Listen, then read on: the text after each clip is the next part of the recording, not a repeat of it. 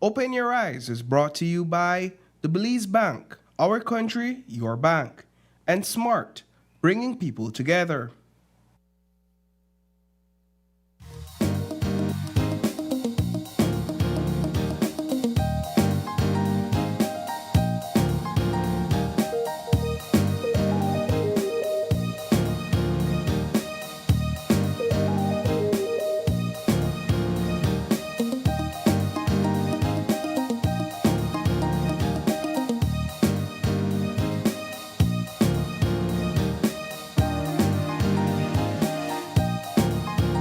Live from the GBM studios in Belize City, it's Open Your Eyes. Start your morning right with your hosts, Sabrina Daly and Isani Caetano.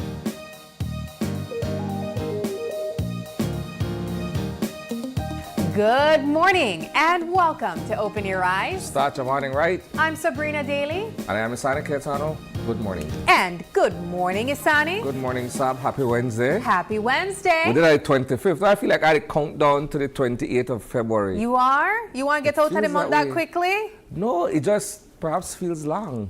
Really? Yeah. I just had a discussion yesterday. Someone said that it went by so quickly.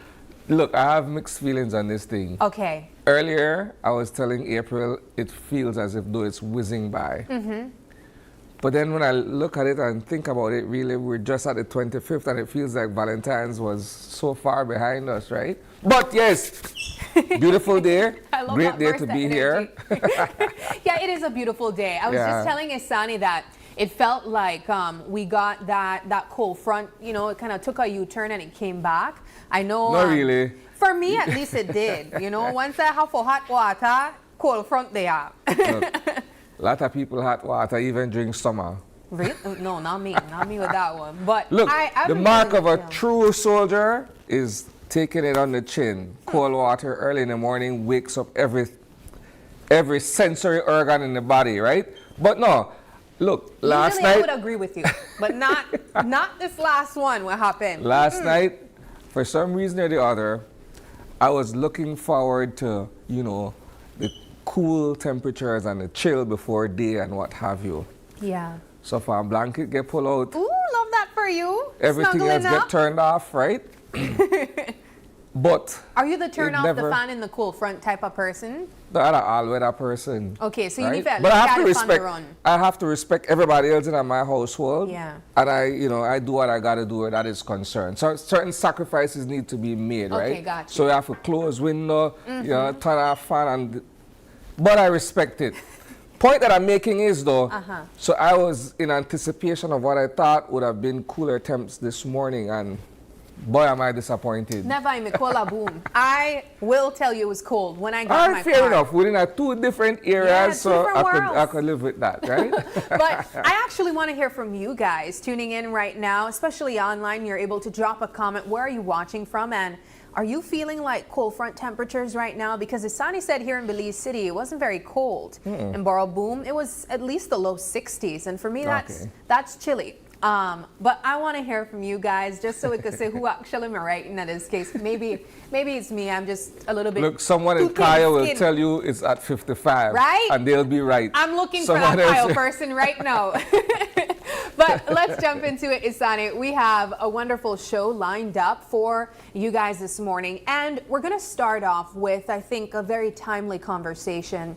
We have been documenting and speaking as much as we get information on what is currently taking place in Cuba.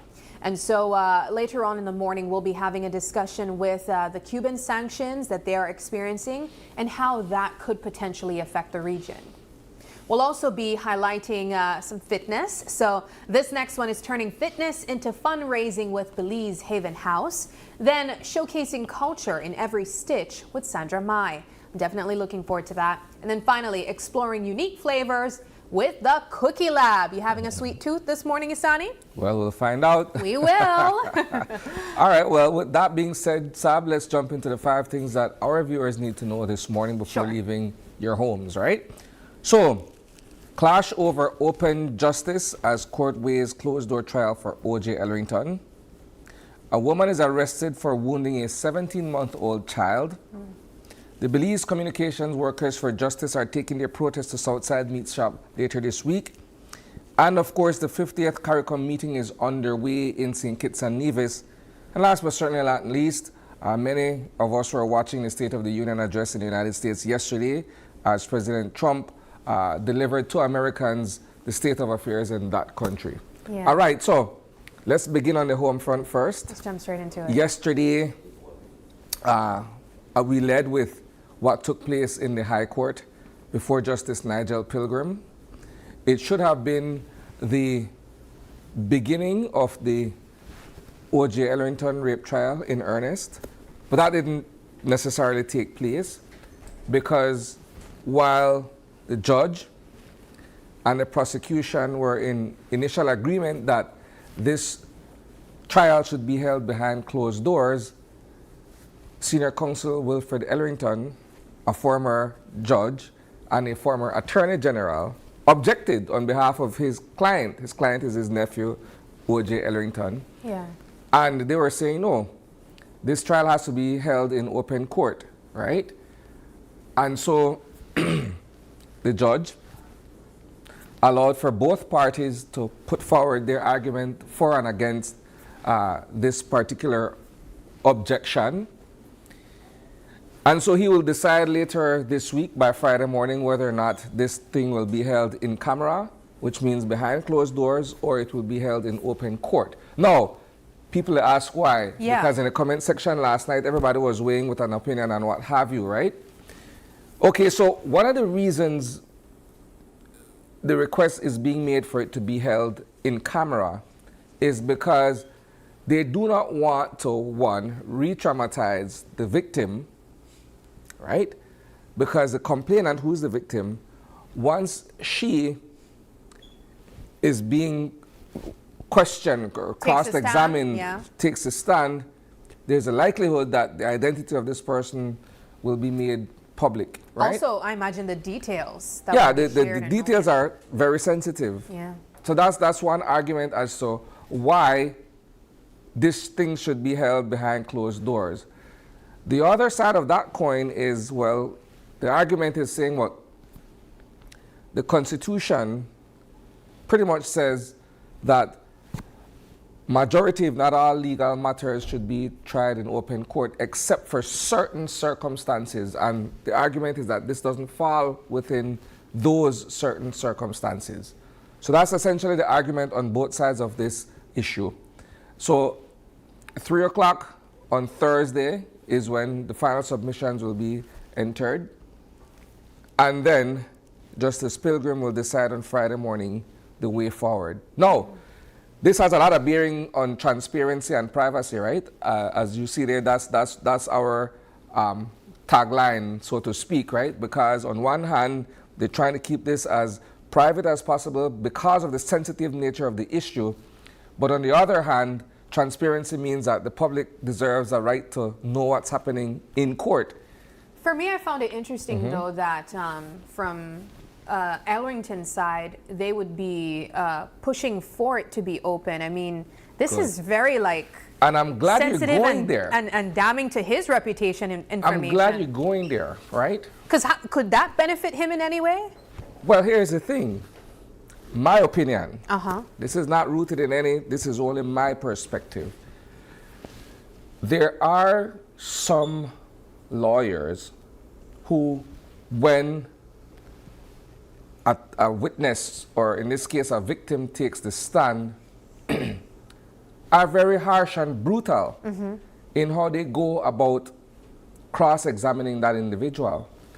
And you could only imagine in a scenario where this person is essentially forced to live through a moment in her life that, you know, she would wish to put behind her. And then the lawyer is badgering her in open court, right? That's just my take on it. It's not necessarily that's what's going to happen. I'm simply saying there are some attorneys who are very brutal like that, right? And so perhaps that is one consideration to be made. I stand to be corrected. Again, that is only my opinion. But at the same time, too,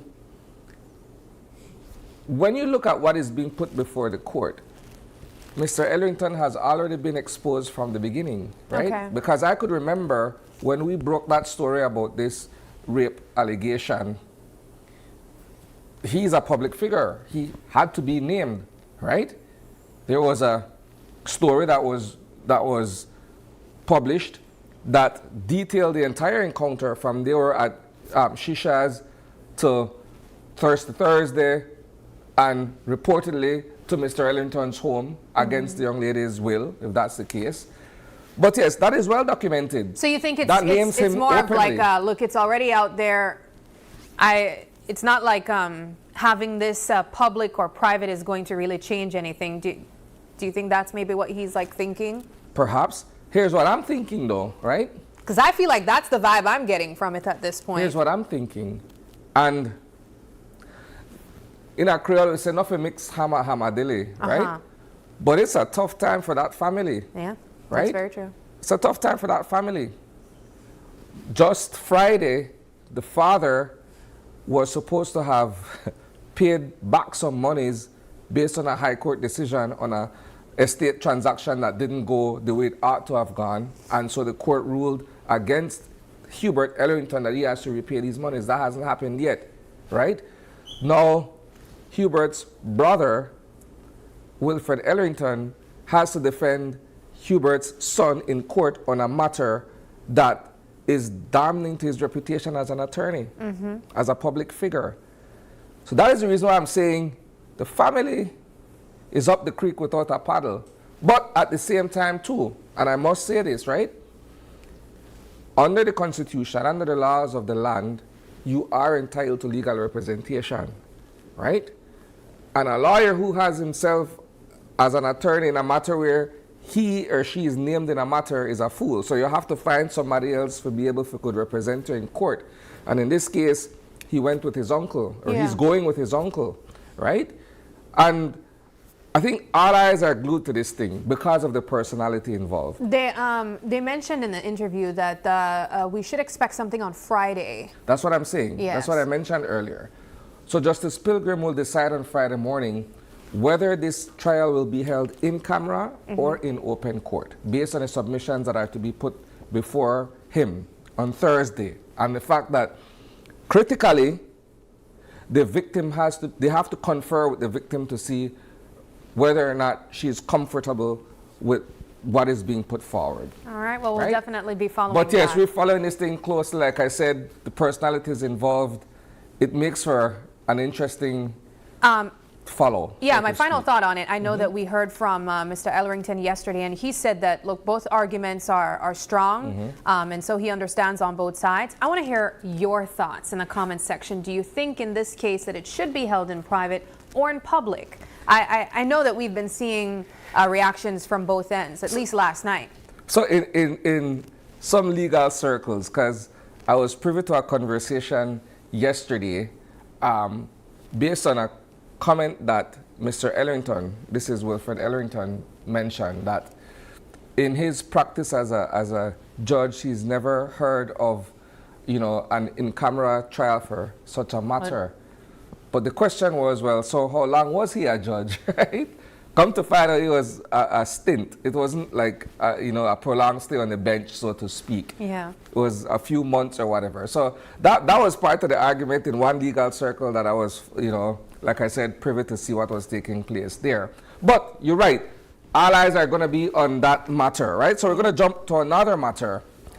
It's one we've been covering for the past several weeks, and this has to do with the BCWJ, right? Earlier this week, I believe it was on Monday, they were before the Labor Department, and the Labor Department has subsequently issued a statement, in essence, upholding the decision made by the Caribbean Court of Justice. Now, all of that, we don't know all of that. All of that was published. It's out there. But these people are taking it to the meat shop. They're taking it to the meat shop. What I say? Because they believe... Where he live?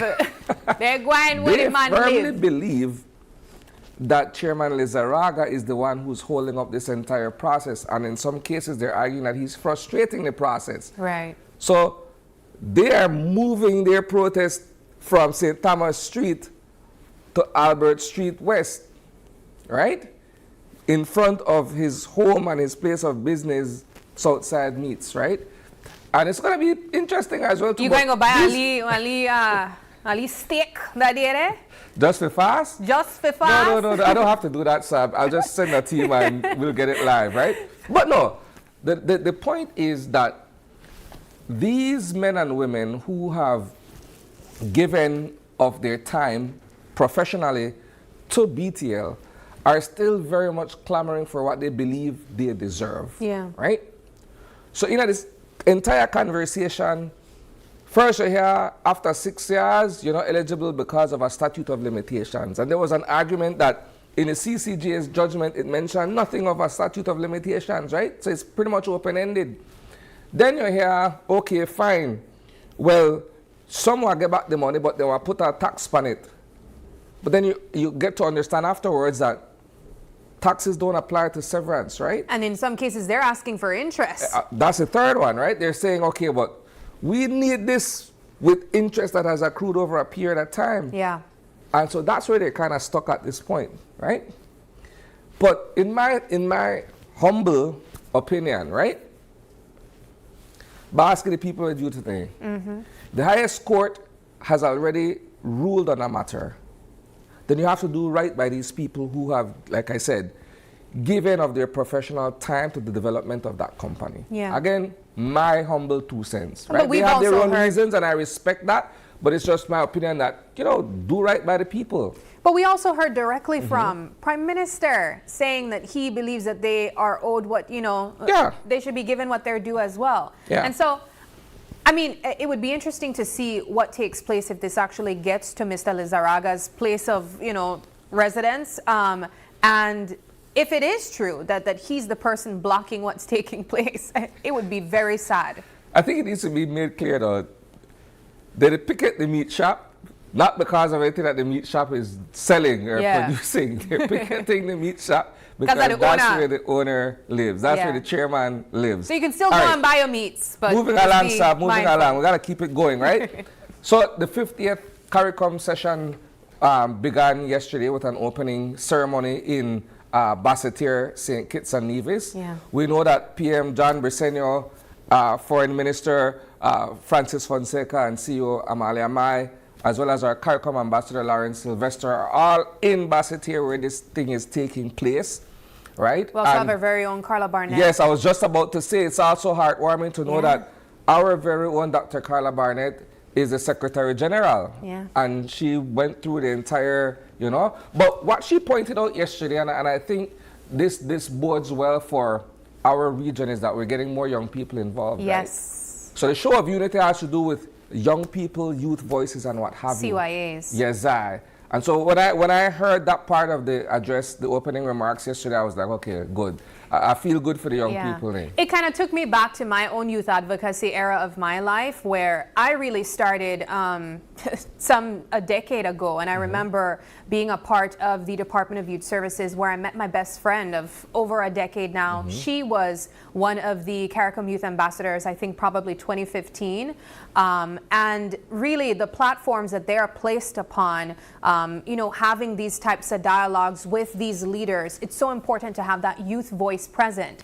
And many times you'd hear these dignitaries in these countries and these leaders say, youth voices, they're important, but do you actually see them at the table? And so seeing Dr. Barnett actually acknowledge that, and then seeing some young people who acknowledge that she even met with some of them, for me, it's very uplifting. It's a good sign. It shows that, one, these countries, they're actually putting their money where their mouth is, and they're actually putting these young people in these spaces as well. All right, so what is to be expected from this 50th session includes the bloc's position on Cuba. I know we're going to have a conversation later on in our show with Dr. Vernon, but this is a live conversation that's also taking place in St. Kitts and Nevis, where we have all of these heads of government who are meeting, and this will be on their agenda. How does the CARICOM bloc respond to what the United States is imposing upon Cuba with the cutting off of oil from Venezuela, right?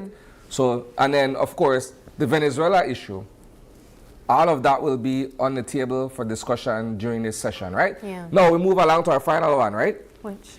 108 minutes for a State of the Union address delivered by President Donald Trump last night. And as is par for the course, as we say, the critics wasted no time in tearing this thing up in smooth fashion, so to speak, right? They made light work of it. This comes at a point in time, though, where President Trump's approval ratings are super low, right? And there he is on the podium touting all of these achievements and accomplishments and what have you. And Democrats, a great many of them sat it out. You even had judges from the Supreme Court who ruled against the tariffs. This is an important part of it because just last week, the Supreme Court ruled that the tariffs are illegal, right? But you had, of the several judges who sat on the bench and handed down that decision, I think 2 or 3 of them were present, even though they were dissenting judges, right? But again, all of this to discuss the state of affairs in the United States, the great US of A, as they say. And a lot of people are saying, look, we're not really happy with what took place. I saw there were even... And these are US residents, citizens, these are voters who are saying, not really happen like that. I saw a clip, I think it was on the news, just this morning, early this morning, where there are persons in the audience actually like protesting as well, and there was like a back and forth between the president and like 2 women too. Ilhan Omar. Yes. Yeah. But that's because there are strong opinions and positions being taken by the Trump administration that don't sit well with the Democrats and people who naturally not rock with what the man they put forward. Yeah. Right? But you could imagine though being in an audience where the President of the United States, POTUS, is beating his chest over things that he has accomplished. I'll give you one quick example. He said that in the previous administration, which was the Biden administration, they were unable to attract foreign investments into the United States, right? And he is saying, and perhaps it ought to be fact-checked, that within the course of 1 year, because it's been a little over a year since he assumed office for the second time, that in the course of 1 year, he's been able to attract, I think it was either $18 billion or $18 trillion of foreign investments into the United States, right? And then his tagline was, what a difference a president makes. But like I said, all of that perhaps is being fact-checked by those in the United States who are privy to the numbers and to see if that is actually so. Yeah. But I'm simply saying that chest beating thing kind of rough on the approval ratings, they're down. Yeah, of course, and we know one of the primary reasons for that approval rating as well, when we think of the ICE raids that are currently taking place in certain parts of the country. He even went on to mention that for me, the hardest thing to hear, or one of them in his speech, was when he acknowledged these immigrants as illegal aliens. You know, that type of language on its own, it's really hard to listen to. But of course, this is just the state of the world that we're in right now. It's a state of the United States that we are witnessing in real time, and hopefully... The United States is not the world, so it's the state of the United States primarily. Yeah. It's viewed from his lens. Well, I say the state of the world that we're in because we are seeing many tragedies taking place in various parts of the world. That's what I mean. And then, of course, acknowledging the United States singularly as well. But it's really hard to witness. It's a hard time to document all of these things and try to interpret, to even share with you guys as well. But still, the job is important to do. And so I know coming up, the next conversation that you guys can expect is one that's very important, that ties in several elements that we have also been looking at just moments ago, including the United States, including CARICOM, the Caribbean at large, and of course how that could even potentially impact Belize, what our contribution could or maybe even should look like. But Isani, we want to move things along. That does it for some of the things we think you should know before you leave your homes. At this time, we are going into our Eye on the Weather, and that, of course, comes from the folks from the National Meteorological Service.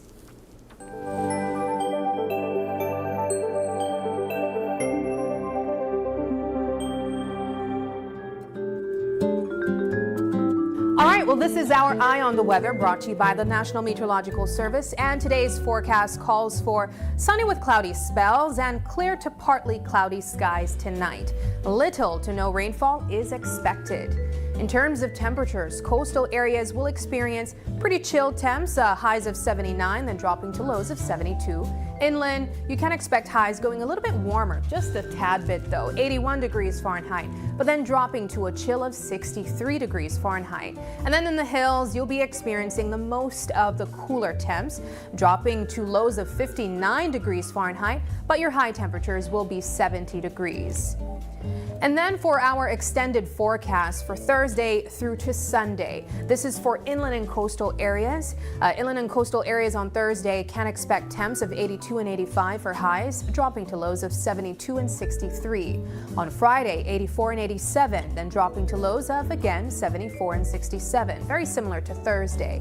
However, on Saturday and Sunday, you can also experience temps of 85, 88, 85 and 89 on inland and coastal areas, inland and coastal areas, then dropping to lows of 75 and 68, 75 and 70 on Sunday. The sun rose this morning at 6:13 a.m. and it's set to set at 5:58 p.m. The moon rise is at 12:22 p.m. and is going to set at 2:14 a.m. The sea state is moderate with winds blowing from the east at 10 to 15 knots, and the tides, today's high tide took place at 5:43 a.m. and then a low tide will take place at 9:21 a.m. However, another high tide will take place today at 4:01 p.m. and then tomorrow another low tide at 12:24 a.m. And that does it for our Eye on the Weather, again brought to you by the folks from the National Meteorological Service. Isani, back to you. All right, guys, when we come back, we're going to be joined by Dr. Dylan Vernon as we discuss the Cuban sanctions and the effects on the region. Stay with us.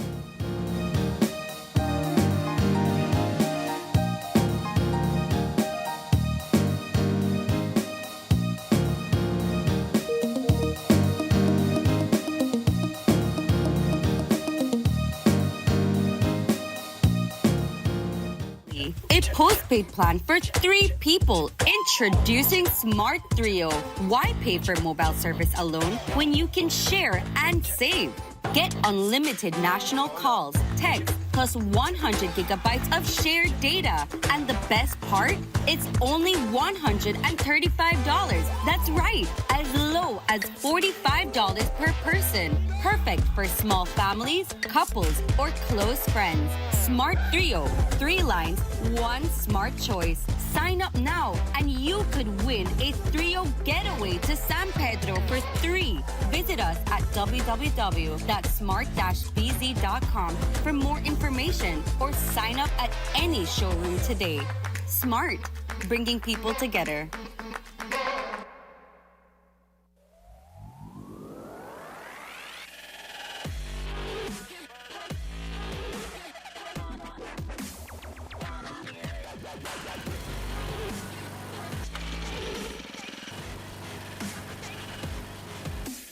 Clean and maintain your yard the best way with Honda trimmers and lawn mowers. Honda Lawn and Garden Equipment, available at Benquip. Equipment, parts, service. This is how we do. This weekend, the NEBL moves into week 2 with a fully loaded weekend of games. On Friday night, the Belmopan Trojans goes up against the San Pedro Tiger Sharks at the UB Gymnasium. Then on Saturday night, the Cayo Western Ballers play host to the Belize City Defenders in a big home game at the Victor Galvez Stadium. The NEBL dancers will be performing live. And in Orange Walk, the Running Rebels look to defend their home court against the Dangriga Dream Ballers. Live performance by Yastalia. Giveaways all night. Plus, at the end of the first and third quarter, fans will get a chance to win cell phones, TVs, plus more. And at halftime, the big $5,000 cash Ministry of Tourism, Youth, Sports and Diaspora Relations Shooting Challenge. So this weekend, make your weekend an NEBL weekend sponsored by the government of Belize.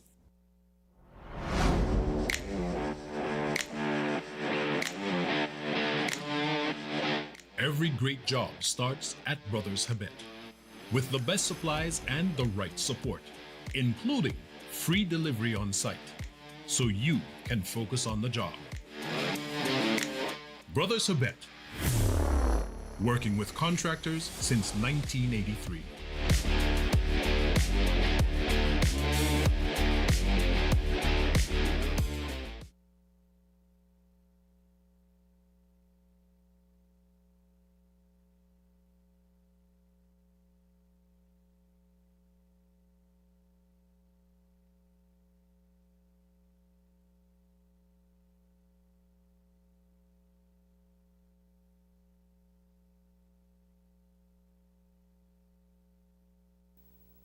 Hello, friends. I'm Dr. Bob Roberts with another 60-second sermon from God's Word. The Bible says, "For I have learned in whatsoever state I am therewith to be content." Someone early in my life said to me, "Experience is a good teacher, but it is a costly teacher." That is true, but that is the way most of us learn how to handle life situations. Paul had suffered much, but he said he had learned to be content. Many have misinterpreted this verse of Scripture. It does not mean that in the reverses of life we are simply to accept them and to be satisfied. It does not mean that when you are sick not to go to the doctor, or when you are hungry not to try and get food, or when you lose your job not to go and look for another one, or when your house burns down not to try and find another one. The word Paul uses here for contentment suggests to act independently or with self-sufficiency. What the Apostle Paul means is that we're not to be satisfied with the problems that we face in life, but we're not to be controlled by those problems. It means we're to act independently of them. As someone has said, if life serves you lemons, then make lemonade out of them. Paul realized that as a believer in Christ, we had an inner strength and power to rely upon. That is why he says later, "I can do all things through Christ who strengthens me." With Christ, we do not have to be controlled by our problems, but we can take control of our problems.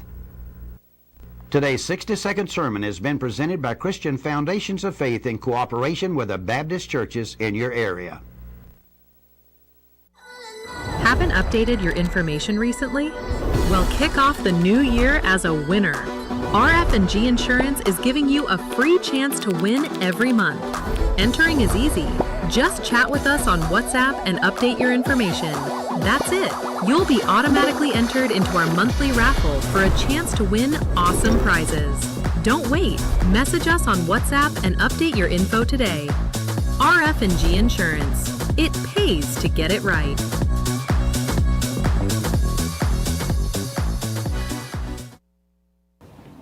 All right. When the one fun day on, the window open and the light they turn off. It look like you listen to me, Jamie. Not only that, I even get a new coffee mug. We keep my coffee hot all day. I'm impressed. You don't look like you're so hard here. Better than that, BL can change my meter to one of their new smart meter. They call it the AMI. Oh, I hear about it on TV for BL ad, you know. Yes, man. It don't reach the man better to change it right now. Let's go check it out. Hey guys, I'm almost done here. So now when you are reach my area? We're upgrading meters across Belize, house by house, business by business. Always look out for BL logo, uniforms, and IDs. BL will make you know when we're in the area. The EMI meter rollout is a part of BL strategy to modernize our energy services. Well, you don't need to come in at my house, right? Come in at your house, boss, only if you got something good for you. BEL, bringing you a brighter tomorrow. Need a fresh new kitchen, flip that switch ignition. G appliances shine. Every knob, every line, all align and turn the shower on. Feel gold, colder in the chrome. So bold from the tiles to the tiny screws. We've got the wow you'll choose. All in one place, Design Depot. Everything you need for the life you want. Let's go. From the floor to the paint to the patio glow. Build it up, light it up, watch your dream home.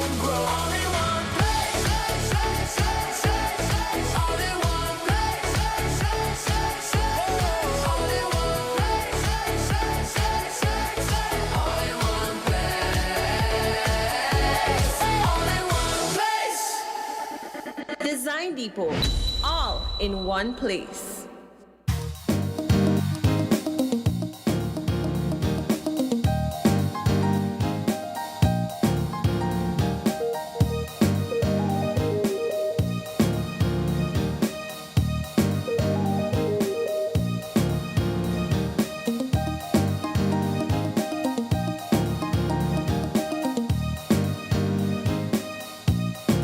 conversation this morning is Dr. Dylan Vernon.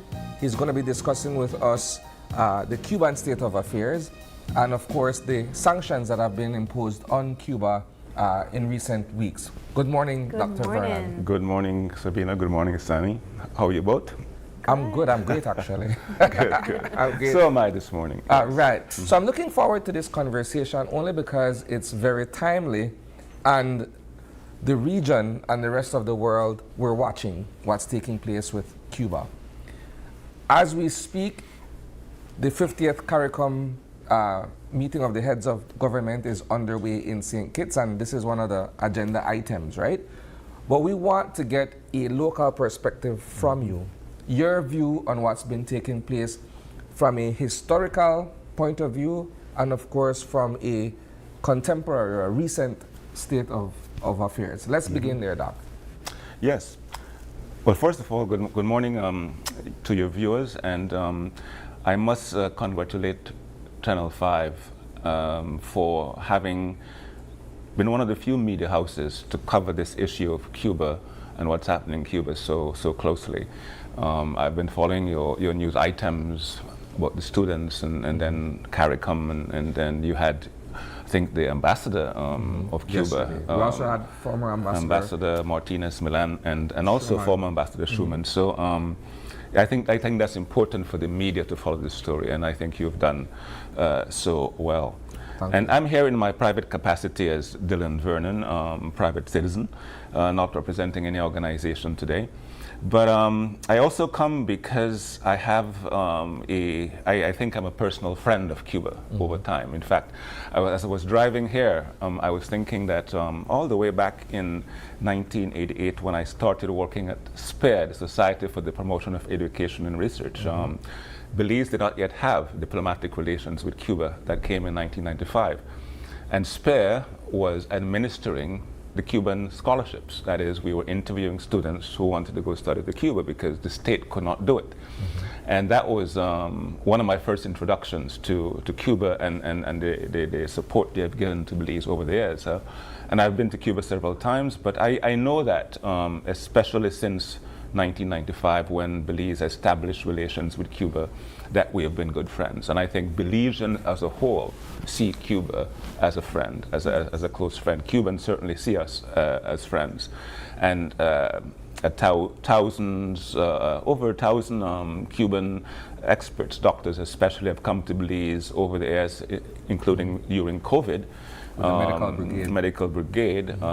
And even going further back, Cuba was one of the first countries to support our independence in the late 70s, 80s, and get some of the regional countries in South America to come along. So we have this good history. Belizeans have gone there over several hundred to study, but I think we all know that. Now Cuba is in a situation, and this is getting at the facts that we all know, that on the 29th of January, the U.S.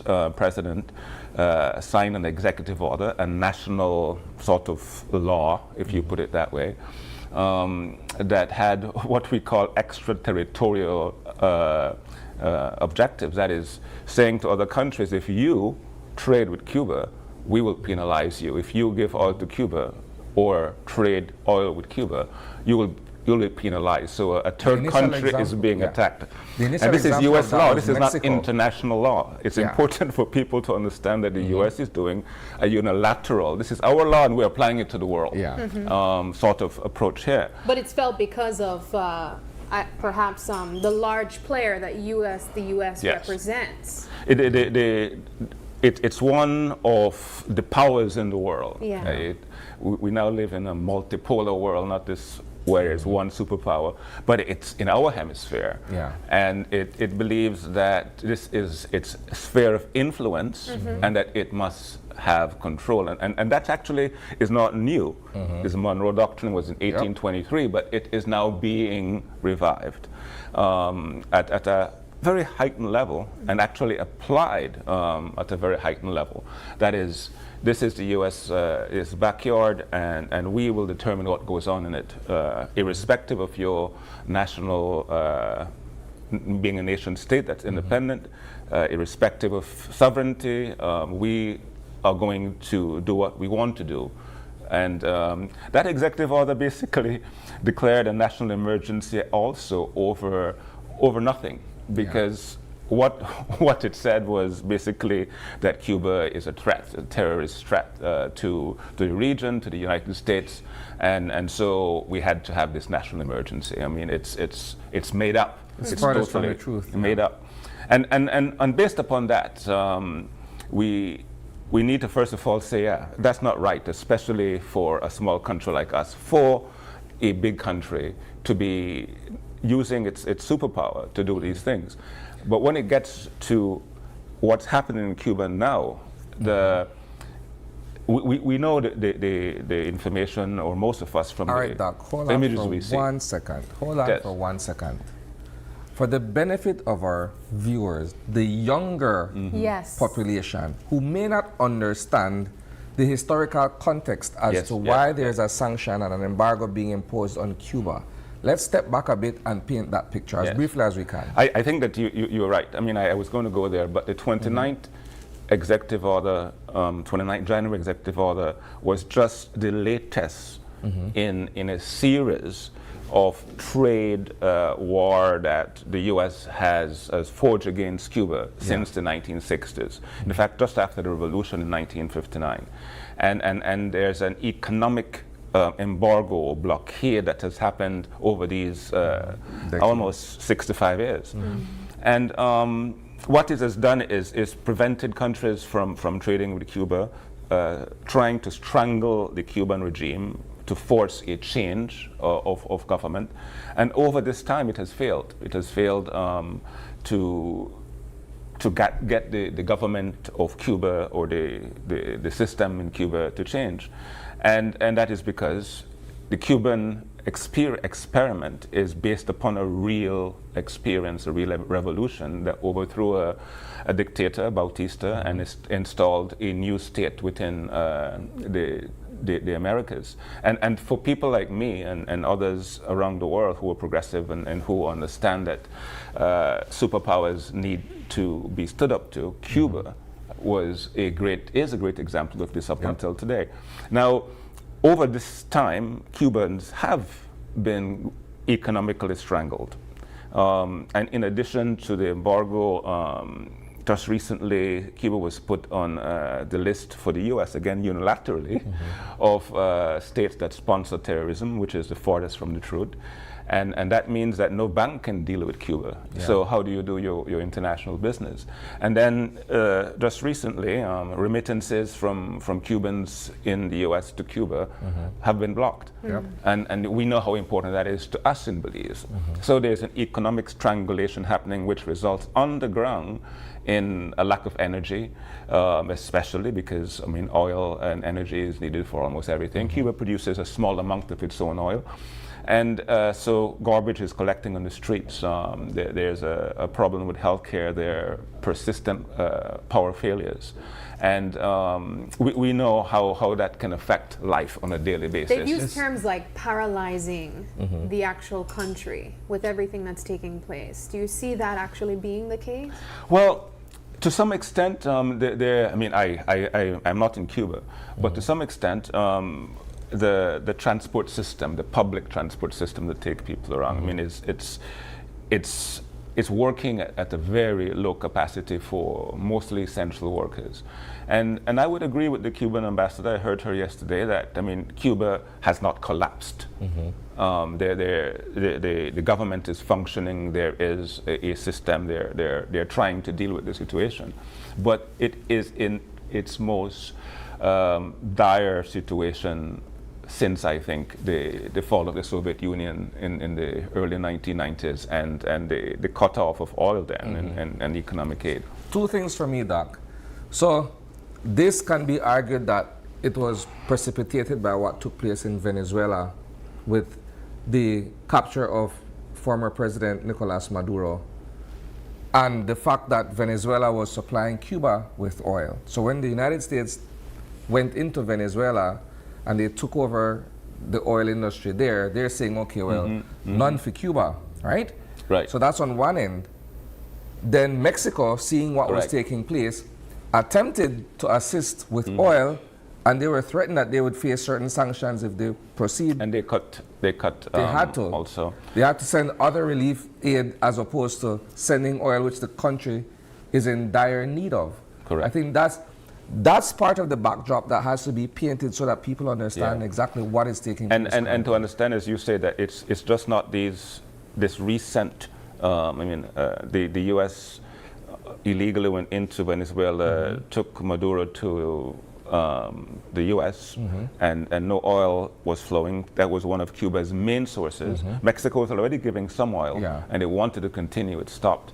And so there's a situation where no oil is getting to Cuba at all. I mean, Russia might come in at some point, but that's an important backdrop to add to the picture, but to understand that this has been happening for a while. This is not new.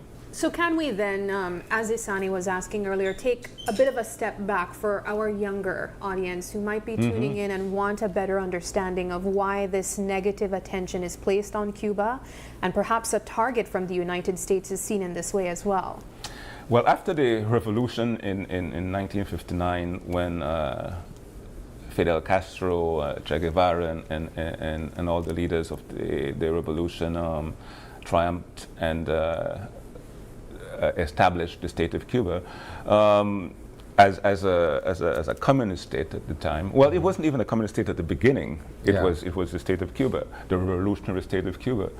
And quickly after that, the U.S. governments at the time, in fact, John F. Kennedy was in power, began to squeeze Cuba economically, and he was the one who established the blockade. And Cuba was actually wanting to cooperate and work with the U.S. Along its own terms, but basically it was forced into the hands of the Soviet Union at the time, because you need to trade and you need to get your oil from somewhere. And understanding that story is important. And the U.S. tried to stop Cuba from existing in terms of the revolutionary government many times, trying to assassinate Fidel Castro. I mean, there are dozens of cases. Having propaganda from the U.S. broadcast into Cuba, and many other ways. I mean, but the main one is economic embargo, the economic strangulation that they have tried to do for over 60 years. And that has to do with ideology, it has to do with empire, it has to do with the U.S. seeing the Cuban system of government as something that they don't want in their hemisphere. That, of course, ignores some of the basic principles of how nations work.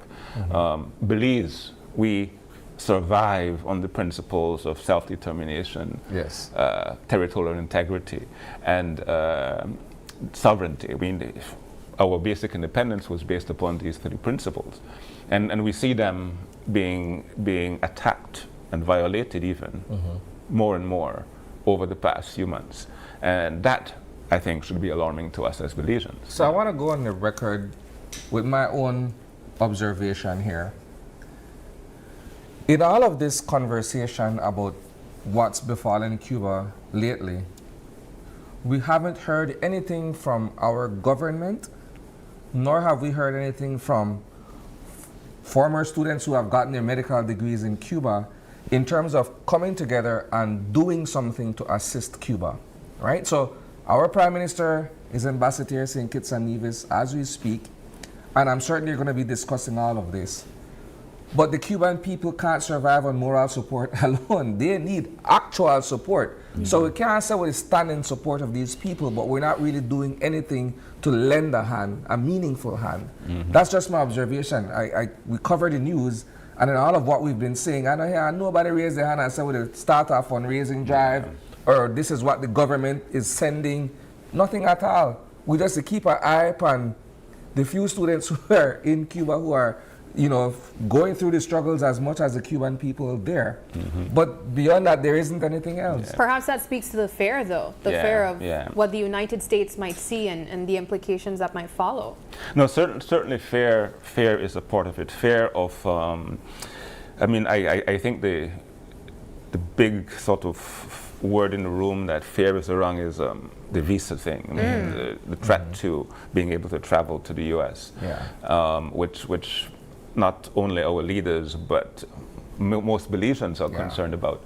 But there's also the fear at the national level of being punished with tariffs, being punished with the cutting of aid, and we must put this in the context that Belize, in its weak reaction as a government and as a people, and I'll come back to the government because they're doing some things, is part of a global lack of response, a global, very lame response to what's happening in Cuba. And the only countries that have stepped up with humanitarian aid, I mean, there's a handful: Spain, there's Mexico, now Italy, Canada might, but very few countries. And these are much bigger countries than Belize or the rest of the Caribbean. So you understand the fear factor is real beyond Belize. And in the context of Belize, I think that a small number of former or current and current students are sending things in their own private capacity, but they don't want to make it into this big thing that they're targeted or their names are known. I mean, and that's part of the fear. But other than that, there's no organized Belizean response at the people level. And one of the reasons I'm here is because I am embarrassed as a Belizean that we have this great relationship with Cuba, and our brothers and sisters, or Cuban brothers and sisters, are going through a hard time, and we're not really stepping up to assist. I mean, that for me is why I'm here. I'm embarrassed about it, and I want to urge that more of what you're saying happens, that we organize ourselves as a government and also as a people separately to act. But our government response has, to be fair, been one that stands out in the region. The Prime Minister did at the opening of Parliament say, we stand in solidarity with Cuba. We urge that there is a peaceful resolution of this because this could have humanitarian consequences. I mean, but respectfully though, I could say that, you could say that, the next person who has a platform can say that. Exactly. But where is the actual, where is the teeth in it? Right. What are we actually doing? Where are the tangible results of saying I totally agree. And in fact, that's one of the things I'm here to say, that we can do more. As much as the Prime Minister's words were stronger than most of the leaders in the Caribbean so far, Cuba is an hour and a half away. I mean, the simple act of the government putting some supplies together in a BDF plane and flying it over is... I don't know if it's even on the table, but that is solidarity and reacting to a humanitarian need. And there was a hurricane, there were 2 hurricanes in Cuba in October 2024, and a group of Belizeans, including myself, if you remember, I was sitting right on this couch perhaps, organizing humanitarian aid for that reason. There was a small group of us. And that isn't happening this time yet. I think it will eventually, as people become more aware of what's happening. But that's the kind of thing at the people level, I think, that is also needed and that I urge to happen. Let's talk a bit of politics here, Doc. This is a hypothetical, right? So in the United States, you've had successive administrations since the blockade came into effect in the 1960s. Why didn't anyone, in their capacity as the President of the United States, I think Barack Obama may have tried to ease the tensions a bit, but why didn't or hasn't anyone decided, look, this thing has been going on for years. So similarly with the stroke of a pen, an executive order could be put in place to breathe down the neck of Cuba, unprovoked if you ask me. It's the same way someone, the next president, could get up and say, look, you know what, we have majority support in the House or whatever, this is what we're going to do to end this. Yeah. Well, I mean, I think there are 2 big things there. One is that the presidents of the United States over time have and sometimes it's hard to define what they mean by it, but this strong anti-communist approach. And so, I mean, on the big sort of ideological picture, it's, oh, this is a communist country off our shore, and we must stop it, sort of. It's Monroe Doctrine, I suppose. But they have failed at that. But that's why Vietnam failed miserably, because they're trying to deal with communism there too. The other, and the more sort of internal political thing is that Cubans who have left Cuba before, after the revolution, have a very strong political voice in especially the state of Florida. And it's right across from them. And they're a strong lobby in the U.S., strong voters. I mean, the Cubans carry Florida one way or the other. And no party wants to lose that or to lose votes. And the Republicans have been more successful at that, but the Democrats used to do the same thing at some point. They have won Florida before. But that explains a lot of it. The inability to act because you are looking at winning elections, and Florida is important. And it's real. It's real. I wanna go back to the support that we are seeing, and perhaps the lack of strength in that support through the 50th CARICOM meeting that was held, or the opening that was held yesterday. We know that that will be one of the points being discussed. For me, my question to you is, do you see there being any strength in perhaps showing our unity and showing our support as a CARICOM region versus just one individual country? Is there the possibility that there could still be some type of consequence of perhaps banding together as CARICOM nations and showing support for Cuba in that way? That would be a pleasant surprise for me, pleasant surprise for me, and I think for many people in the region. So far, since Maduro was abducted, and since the 29th of January executive order, the Caribbean reaction has been very weak.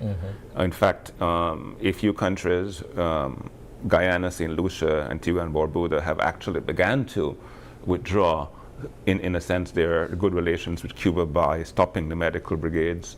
And the U.S. is seeming to be in this divide and rule, picking off countries one by one. And I'm sure that Belize is under pressure. You also have countries that are acquiescing to the United States, Trinidad, under Kamala Persaud. And that goes to your question, Sabina. The current 50th meeting of the CARICOM head of state happening in St. Kitts. The expectation is that if all these countries have been very good friends of Cuba, that they would have already put out strong statements of condemnation of what has happened, but also they would have begun to send humanitarian aid. That has not happened. Maybe this meeting will promote that. Maybe this meeting will promote that. Maybe they need to sit together. But with what Isani mentioned, a key member of CARICOM, Trinidad and Tobago, being against that, and these things having consensus to put out a communique and have a position, it's unlikely, but not impossible that something happens. The Secretary of State, Marco Rubio. I was just about to go there. I was waiting for a chance to go there. Who has Cuba in his sights. He's obsessed with it. But here's the thing, Doc. Stick up in for a second. This man's parents are Cuban, or of Cuban heritage, right? This is just a question that I've asked myself, right? How would I go against something that, in a sense, defines who I am? I don't have a choice if my parents are, Garifuna or whatsoever, and they stand for something from their home country, and then I, as their child, decide, no. I have an axe to grind, or I'll hammer down on. I try to understand how, as a Secretary of State, this man seems to be hell-bent on this thing. It's like killing a part of your identity. His heritage includes. I think it's dangerous to go down the line of personal affiliations when looking at things in sort of geopolitical arena. But in his family's case, his parents had fled Cuba before the revolution. That was under Bautista. They fled Bautista, not the revolution. But I mean, that's just an interesting fact. But in the big picture, I think it's more important to understand what the United States as a country, with him as now the Secretary of State, the Foreign Minister as such, are doing and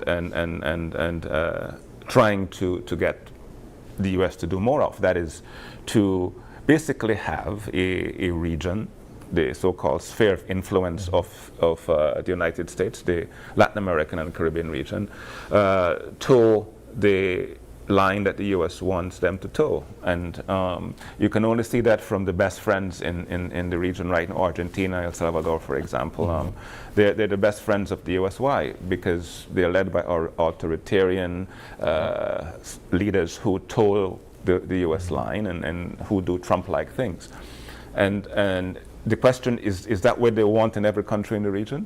And what are they going to do to get to that point? So Cuba is a wake-up call that, I mean, it's been there for a while, but it's now at the point where if Cuba falls, and it's not impossible, if Cuba falls, then the implications that has for the entire region are alarming to me, and I think to many observers. What are some of those immediate implications? Well, I mean, first of all, the ignoring of international law. I mean, we have a whole case at the ICJ based upon sovereignty, territorial integrity, self-determination, non-intervention. I mean, all those things will be under attack for every country in the region. It's like we, as the U.S., do not respect these things. Well, if you look at migration from Cuba, I mean, Cubans might begin to leave because of insecurity. The closest countries are us, the Caribbean, Belize. We could get an influx of Cuban refugees fleeing from the insecure situation, especially the fact that unlike, well, I won't say unlike, but Cuba will not be the country that you run in and pick up the leaders and there will be no fight. There's going to be resistance. Okay, so stick up in there again, right? So we were talking about international law and what appears to be the United States purposely flouting international law. Because when you look at what took place in Venezuela, some people would argue that that was, in fact, a breach of international law in the way they went for Maduro, right? Now, if you're looking at that against the fact that the United States may not necessarily recognize what the Cubans are doing in terms of their form of government and what have you, that creates a scenario that has to be of concern to many of us, right? Because as you've mentioned, if Cuba collapses, then the rest of us, you could look at Belize and or any other country that decides that they would step up, could face the same situation. Even stepping up with something like disagreeing on the U.S. policy, not even having leftist governments or things to that effect, just disagreeing on a policy, you can be, sanctioned is the word they use, but as a friend of mine points out, sanction means that you're being punished for something wrong that you did, but I mean, what has Cuba done wrong? It's not doing something wrong. It's basically an imposition of the will of another country using made-up accusations that has led to us to where Cuba is today. As we wind down this conversation, Dr. Vernon, what are some key questions that we should be asking ourselves as Belizeans tuning in, and perhaps the support that we can send individually, perhaps just trying to have a deeper understanding of the situation taking place with Cuba individually, but even at large in terms of the international state? Well, important to understand that I'm not the only one saying this. There's a group of UN experts who have looked at the situation and have said, yes, this is illegal. This is against international law. This is, and even the UN Council on Human Rights has said that a humanitarian crisis is developing in Cuba at a higher level. So it's not only me saying this. But why should Belizeans care? I think we went over that in terms of not only, it's not a transactional thing only that Cuba helped us, but people are in need who are our friends. We should assist. And I think the word assist is one thing. And how do we do that in our small country in a small way? By organizing the humanitarian assistance for food, medical supplies, and getting that sent to Cuba, urging our government to do that. I think people urging the government to do that will be a big part of the government eventually acting on that. And I understand that, yeah, small governments like Belize or states don't want to act independently all the time and stand out to the U.S. So if CARICOM, I hope that Belize is there, and I would think that some of that is happening. Belize is there urging a strong reaction from CARICOM. To what extent that will happen, I don't know, but I would think Belize is there because we've made strong statements all along at the United Nations voting against the embargo and supporting Cuba. But this current geopolitical sort of space is one that the fear is so, you can almost touch it, that countries are afraid. But the other half of that is, one more thing before I say that part is, when it comes to assisting, there is an international support solidarity mechanism called Nuestra America Convoy. Nuestra America Convoy. And it's basically taking supplies by ship and plane to Cuba, converging on the 21st of March in Havana. And it is above board. I've gone on it to donate myself. And so the one concrete way outside of organized efforts nationally right now is to, I see it on the screen, to go to Nuestra America Convoy and make a contribution. But if assist, that was the assist part. The other word is resist. So assist and resist. Assist Cuba as a humanitarian act, but resist this new imperial expansion in our region. Resist and authoritarianism.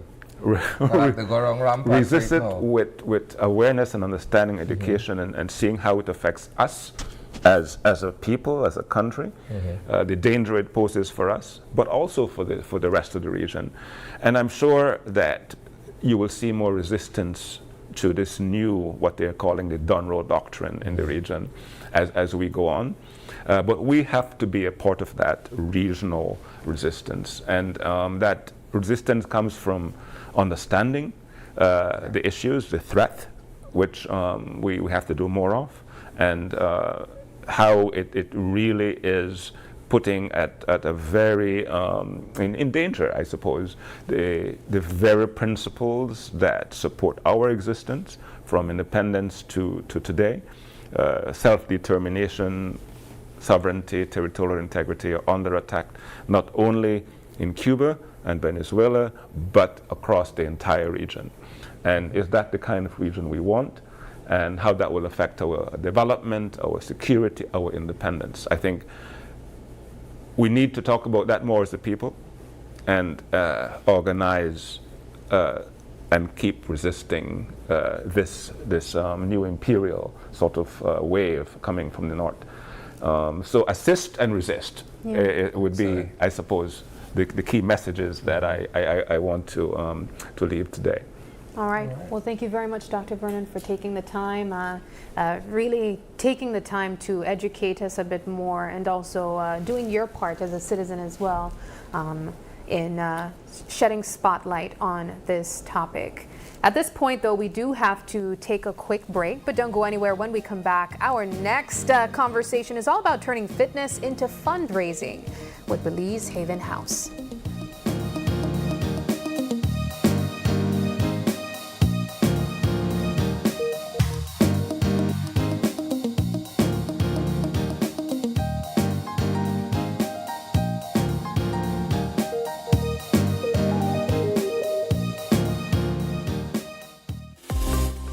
Full-Tech Systems understand that technology isn't just a tool, it's a game changer. At home, smart devices and AI are revolutionizing daily life. In education, tech is making learning more interactive and accessible for students and educators alike. For businesses and government, it's driving innovation, streamlining operations, and unlocking growth, leveraging tech for better services, infrastructure, and security. At Full-Tech Systems, we help you thrive with cutting-edge solutions, partnering with leaders like Dell, HP, Microsoft, APC, Fortinet, Cisco, and Tomy Inc. We deliver the right products for your needs, whether it's boosting efficiency, improving customer engagement, or scaling operations. Connect with us and let's drive innovation together. Full-Tech Systems, your technology center, where you come for the price, but stay for the service. That's me. My data and I really need to get my ad out today. Really? Well, you can join our Smart Group plan. Really? How that works? Easy, let me tell you. Whether it's family, friends, or your small business, we've got the perfect plan for every group. More members equals more savings, more connections. Smart Group plans bring the connectivity you love to you and your circle. No one gets left behind. Explore Share One package option and add on unlimited data, calls, and SMS for the entire group for less than $50 per member. Visit any Smart showroom countrywide or email sales@speednet-wireless.com to sign up today. Smart, bringing people together.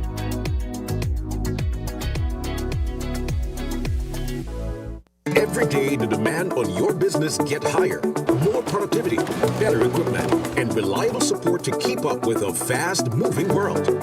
At Cellular World Business Solutions, we're ready to help you boost performance across every operation. Don't let outdated technology hold you back. With our certified and supported solutions, your business stays ahead. We supply office equipment, printers, inks, and toners, software licenses, IT system assembly as your Dell Platinum and Cisco partner, appliances, and custom orders tailored to your needs. From startups to large enterprises and renowned institutions, we serve every corner of the country because no industry can afford to fall behind on technology. Let's take your business to the next level. Contact us today at 610-2494. Cellular World Business Solutions, your reliable partner in business success.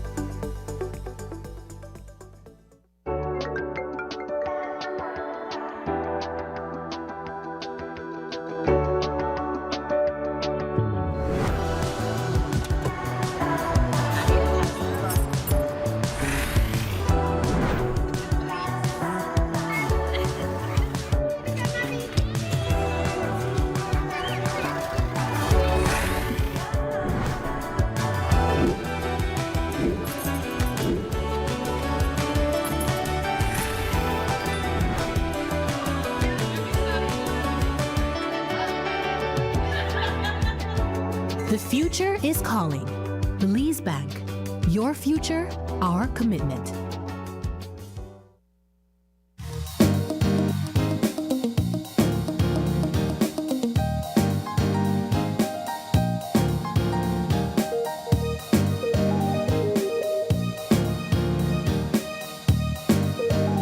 Welcome back. We are jumping into our next conversation, and as we mentioned, it's all about turning fitness into fundraising with Belize Haven House.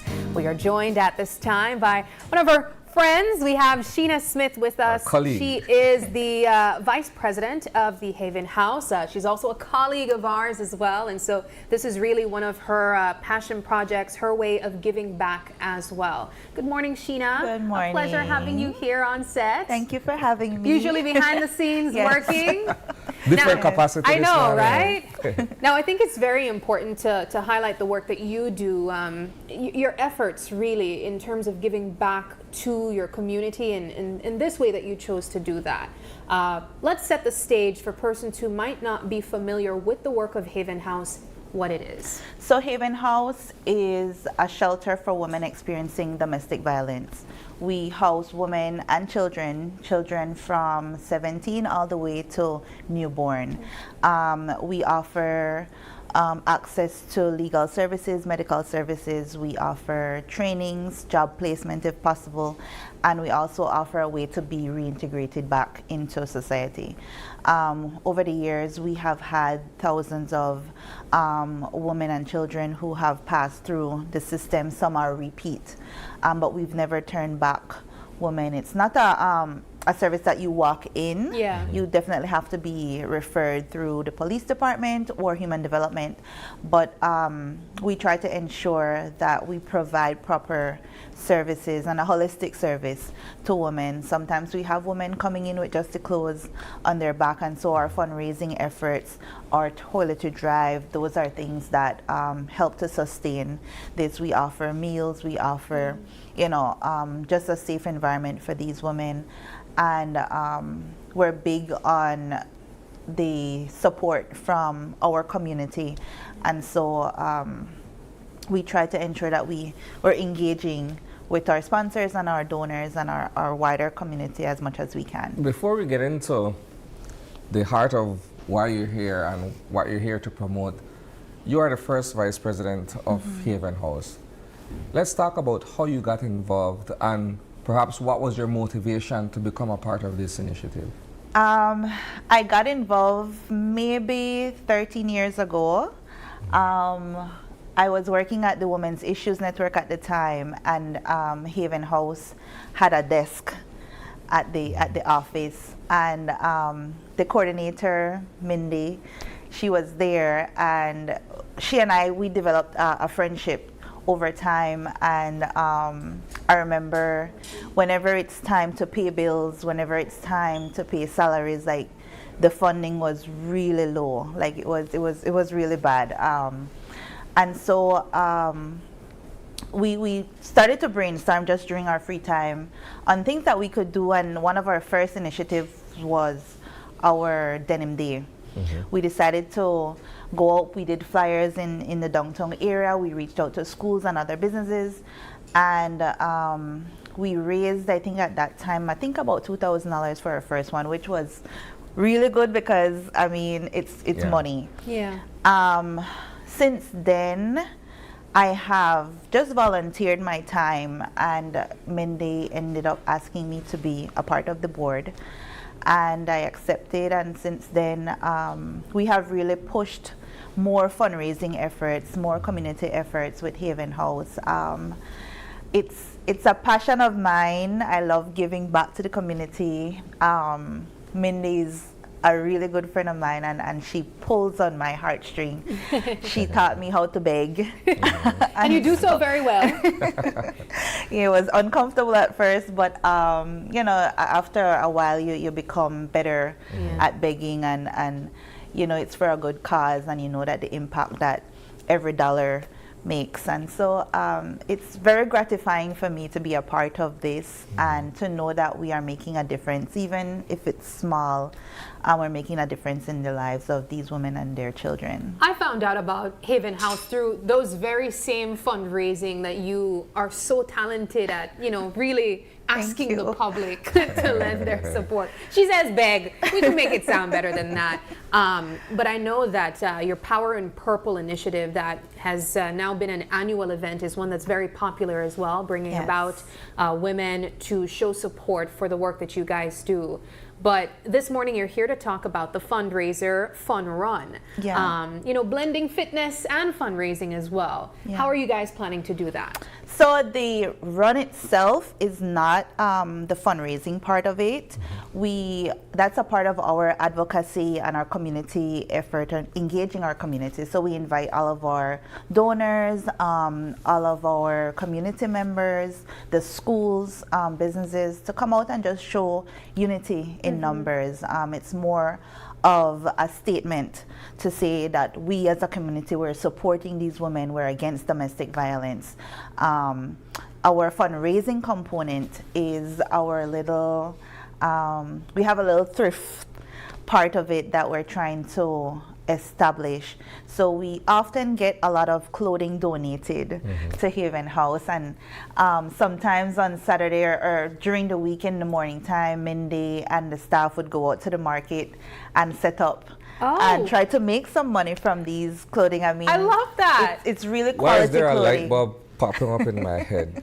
What's I that? try to get rid of a whole heap of clothes. Send so it you right- could send some send male it right- clothes. yeah. I mean, no matter how it's we clothes, don't right? often accept male clothing for the shelter, Or, but to sell at the market? to sell, yes, All right, we good. will accept. As long as they're good quality, we don't want nothing where tear up, stain up.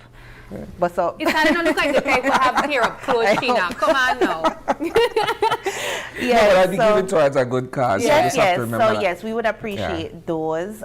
We often have people asking, and for a while we weren't accepting donation because we had an influx. So Mindy came up with the idea that this is something that we can do. I love that idea. Yeah, and so we're encouraging people to come out. This will be at the BTL Park because we have 2 locations this year for a fun run. One in Belmopan at the Governor General's Field, and then one in Belize City at the J. I want to go back to a comment that you mentioned about showing solidarity in numbers, and it really takes me to last year. And you know, oftentimes, whenever there's the recognition of or the acknowledgement of Domestic Awareness Month, we oftentimes see almost kind of like a spike in these cases, especially on the news. And you would know because you work in the news as well, or in the business of the news. How does that affect the work that you guys do? Because I imagine you would interact with a lot of these stories that we would also highlight in the news. They would find themselves at the doors or connecting with people who work at the Haven House. Yeah, it's a discussion that we've had as a sector, that the weeks leading up to Women's Month, or even during Women's Month, the weeks leading up to 16 days of activism are when the abusers are most active. We don't know why. And it's not only the increase of the domestic violence, but it's the type. It's the severity. It's for me personally, I would say it's a little bit frustrating because here we are working and trying to prevent this from happening, and it still happens. I do know that, yes, we have a lot of resources for women, but I also think that a gap is having resources for men. I think that they also need some type of psychosocial support, something that the community, but unfortunately it's not part of what Haven House is mandated to do, but maybe Isani can step in. Right, build an organization that supports men. Well, going back to the fun run and the other ways that we can show fundraising, I want to quickly highlight ways that we can get in touch with you, because I know one of the really interesting things about Haven House is it's not an establishment that you can stop in at. You would have to connect with people. So if there are people like Isani who would like to make donations, how can you do that? Who would like to send clothing? The first place that you can contact is through our social media. We have our Instagram page and our Facebook pages. We can also reach out. We have our president who is located at the UWI, that you can also reach out to her there. Usually we have our contact information on the page, or when you are looking for, like for right now, we have our contact information on Facebook if you wanted to reach out to purchase tickets for the brunch. And so that's the same number that you can contact us through. We have a number of people who are available to gather resources, or if you have questions on how you'd like to support, because we often still do need volunteers. For something like the color run on Saturday, we need people to assist us with handing out water, handing out the color powder. We need people to help us with the thrift store, and also with giving out like refreshment, banana, things like that at the end. So do you have to pay to be a part of the color run? So the color run is free. Okay. Usually we give away t-shirts, but we're in a little bit of a recession, so we're asking people to come out in your old t-shirts, or if you have a t-shirt that you don't mind getting dirty, to come out. So we have and that's this Saturday. This is this Saturday. We have Miss Karen Rosito.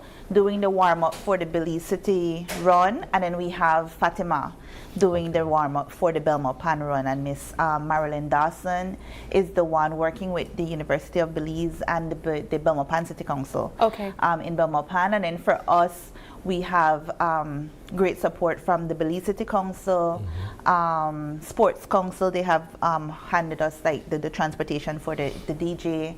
We have, of course, Santiago Castillo. They have always been a major support of any event that we do. Yeah. Miss Aisha is amazing at supporting us, and so we're inviting everybody 5:30 on Saturday to come out, show your support, bring your small change if you want to buy. We have work pants, we have shoes, we have blouse, we have dress. You could get a whole OIE outfit right there.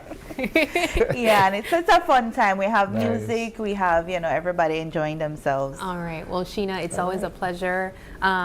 We definitely support the work that you do here, not only because it's you, but because we know the importance of it. I appreciate that. All righty, we take another quick break, but don't go anywhere. Speaking of outfits, when we come back, we'll be showcasing culture in every stitch with Sandra Mai.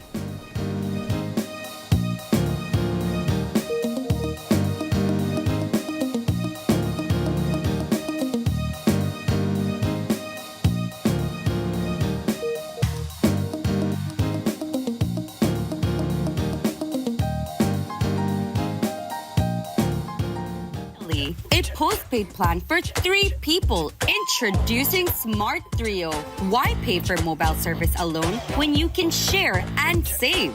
Get unlimited national calls, text, plus 100 gigabytes of shared data. And the best part? It's only $135. That's right, as low as $45 per person. Perfect for small families, couples, or close friends. Smart Trio, 3 lines, 1 smart choice. Sign up now and you could win a Trio getaway to San Pedro for 3. Visit us at www.smart-bz.com for more information or sign up at any showroom today. Smart, bringing people together.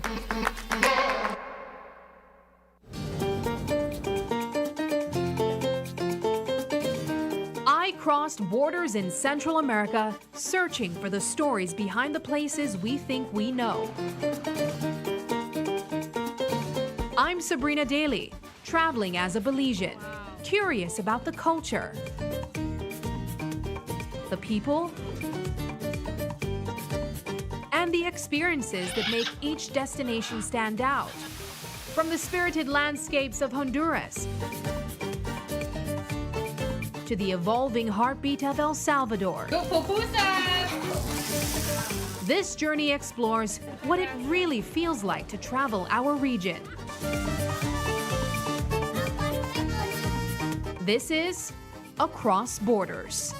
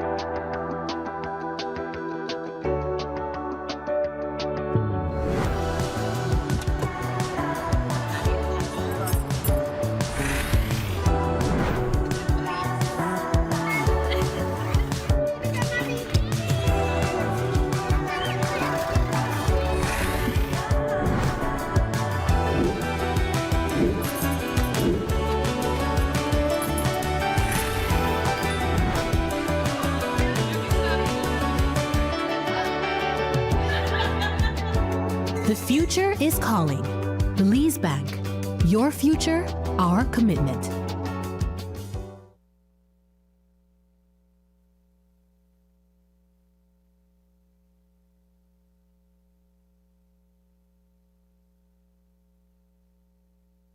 Finally, a postpaid plan for 3 people. Introducing Smart Trio. Why pay for mobile service alone when you can share and save? Get unlimited national calls, texts, plus 100 gigabytes of shared data. And the best part? It's only $135. That's right, as low as $45 per person. Perfect for small families, couples, or close friends. Smart Trio, 3 lines, 1 smart choice. Sign up now and you could win a Trio getaway to San Pedro for 3. Visit us at www.smart-bz.com for more information or sign up at any showroom today. Smart, bringing people together.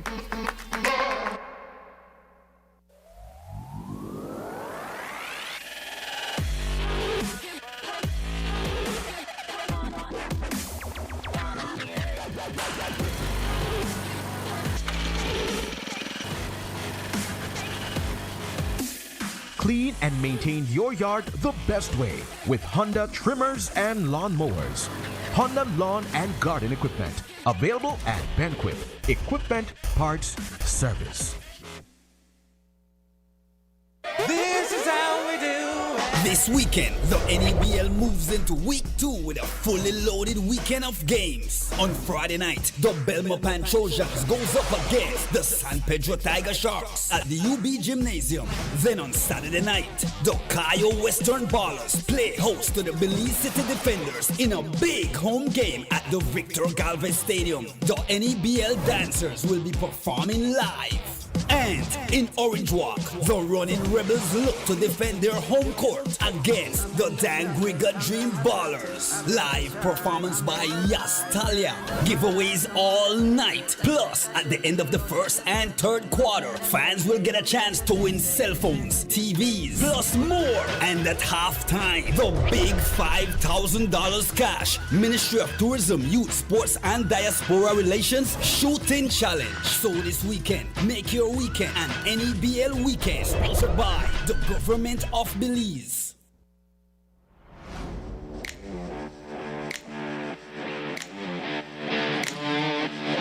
Every great job starts at Brothers Habet with the best supplies and the right support, including free delivery on site, so you can focus on the job.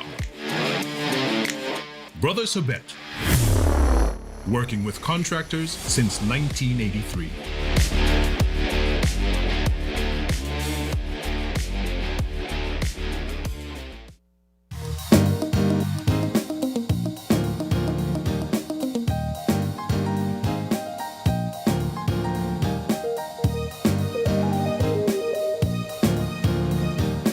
And welcome back. Joining us this morning for our third conversation is the owner of Blends, Belize Stich to Stich, none other than Sandra Mai. She's here to talk to us about her cultural designs and, of course, everything that has to do with putting together these unique pieces. Good morning, Yes, Ms. good Sandra. morning. Good morning, everyone. It's good to have you here. I know that Yes. we've had you on set with us for various other things, especially health and wellness related. But a lot of people might not be familiar with what perhaps you're most popular for, which is your trade. You are a seamstress. Yes. I know you for sewing the Belize flag, even. Yes. And of course, some of these other items that we are seeing on display right now, you're very popular for in various parts of the country, but also in Orange Walk. Ms. Sandra, tell me a little bit about how you got into this type of work first, and then we can talk about some of the items on display. Well, since I'm a seamstress, I saw the needs, especially for Stimulation Month, and we also do private sectors, uniforms, and whatever deal with sewing, we are there. Since we also do tablecloth with logos. Ah, nice. So it's a lot of things that we do. Yeah. Based with sewing, we are there to do. How long have you been in this profession? More than 10 years. Wow. Okay, so what took you to sewing? How did you pivot from whatever it was you were doing before? Well, in school I took sewing, so I saw opportunity to do what I do. Yeah. You Now find you it to be fulfilling? Yeah. I ask because, you know, sometimes we've been doing something for so long and then we pivot to something totally different. For For some people it works out, for some people it doesn't, right? Especially when you're looking at business. Yes, I mean, once you go ahead and do your promotions and visit companies, it will. Yeah. One of the things that I find really interesting about your work, Miss Sandra, is that you were able to really establish yourself in this business. You hire other people as well that also, or who also assist you with your sewing. How has your business grown to this capacity that it is at right now, where you graduated from school and you're even hiring other people? Well, it took me a long time to do it, right? And the important is of my business is that I hire almost our staff is more female, based with female, and special need, because we have a person that he's special but he's good in his work. So I give the opportunity to those who can help me, and I can help them. Now, as you guys are able to see on screen moments ago, that was probably maybe about 3 or 4 years ago when I stopped at your workspace in Orange Walk, your workshop really, and I was able to see one of your workers in real time sew the Belize flag and show what that process looks like. But aside from that, you also sew other garments, as we are seeing here in the studio right now. You have some work pieces, we have lab coats, we have chef attires, we have cultural wear, and you also mentioned stimulation month for children. So you also brought some items for these kids too. Yes, for example, this is a vet. It comes along with the little pants and the face mask. Okay. Nice. Lovely. Look at that, guys, so cute. Does that make you want to have a little baby? Okay, this is the fireman. Oh, I love it. It comes along with the pants as well. Yeah. How early in advance would you have to order something like this? Or do you go by orders, or do you have them on hand? No, we go by orders. Okay. 4 to 8 working days. Okay. We have the Coast Guard. Coast Guard. Oh, that's so cute. This is a Coast Guard. Why do I feel like I'll come knocking soon? Because I know, right? You have your little boy. Oh my God, I can't take it. Okay. This is a little judge outfit. Yes, oh my yes. gosh. I can't take That's it. for our friends in the judiciary. This is so cute. And this is for the chefs. So we do for them as well. Oh my gosh, this is so nice. So And you the said embroidery. You recommend for them and embroidery so they can get their name on it? Yes. That's so nice. So you recommend that they would order up to a week in advance. But aside from this, because I know that the Literacy Awareness Month, it's only a season in the year. You have other items on display. You have a cultural piece shown by or worn by your model this morning. Let's take a look at that. Look at this beautiful outfit. That's a serious outfit. Let's get a little twirl. I was telling her she looks like a doll in real life. Wow. Excellent, excellent. Yes, because we do adult size, and the embassies as well order from us. Okay. So we try to satisfy everyone's need. So how does it work? Do you primarily work by orders, or are there some pieces that you just have on hand? Yes, I do have some pieces on hand. So what would be the things that you would have on hand? 2 of each size. Okay. Okay. Any design, lab coat, chef shirts, and the outfits. Okay. And I see you also. Stop back for a second and describe for me this chef, the chef outfit. Okay, this was a design chosen by my husband. But you can choose your own design and colors, or if you don't have the design, I can show you our little catalog that we have. Yeah. So you can choose. And this we do all sizes, and it also comes with the pants. Some people do order the pants and some do not. So we satisfy everybody needs. Yeah. That's an interesting piece. Aside from things like that, you also have some other, I guess, like beauty products as well. We have the bonnets. Yes. And they also come with little eye patches too. Can you talk about these? Okay, we just started doing the bonnets because a friend of mine is doing hair products. So she asked me if I can do the sunbonnets. Okay. So that's why I did sunbonnets. So, and this you have for children and adults. Yes. This one is a children or a child. Child. Yeah. We do smaller, like for 3 years old, we do that as well. Comes with a sleeping eye cover. This is nice. And then of course there's the adult one. Definitely, they will want to top their hair before they go sleep. That's for me, Isani. This is for me.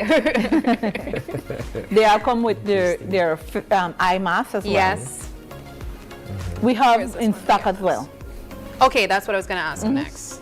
Look at that, guys. And we can do the embroidery on it as well. We can do the embroidery on it. So you could like personalize it. Personalize it, yes, we do. Or probably you're planning to give a gift and you don't know what to give. Yeah. That's something that you can use every day and they will appreciate it. So how can people get in touch with you? And you know, you mentioned some of these items you would have to order up to a week in advance. How can people go about placing those orders for items? Our number is 634-9763, or you can email us at blendsbelize@501. And what does your prices look like? Because I know that sometimes when you get things custom made, they're a lot more expensive. Well, I try to work with your budget. Okay. All right. Okay. That sounds good. Yeah. I try to work with your budget, yes. Yeah. All right. Well, Miss Mai, this has been a wonderful conversation. I just got to learn a little bit more about some of the other things that you also make, and I'm so impressed by your story and your work. You've come on the show multiple times before, but we're just seeing even more layers to who you are as well. So probably the next time I would offer, showcase our tablecloth and government things that we do. Yes, so absolutely. that others can know. Because like when I talk to people, they say, "Oh, I didn't know you were here." I mean, the thing is that even though we advertise, some people do not. Yeah. All right. All right. Well, there you heard it. Sandra Mai, owner of Blends Belize Stich to Stitch. If you would like to reach out to her, she just shared her number. You also have social media pages as well. Blends Belize. All right. Well, thank you guys so much for joining us, and we wish you guys all the best. Thank you very much for the invitation. All right. Okay, we take another quick break, but don't go anywhere. We have something for you sugar lovers. We'll be having the Cookie Lab in-house with us when we come back.